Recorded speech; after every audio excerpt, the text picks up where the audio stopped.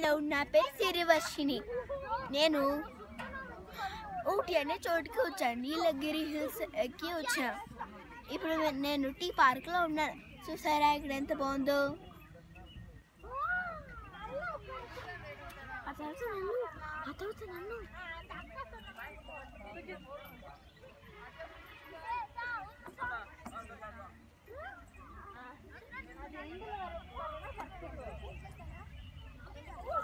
చూసారా ఈ పార్క్ ఎంత బాగుందో.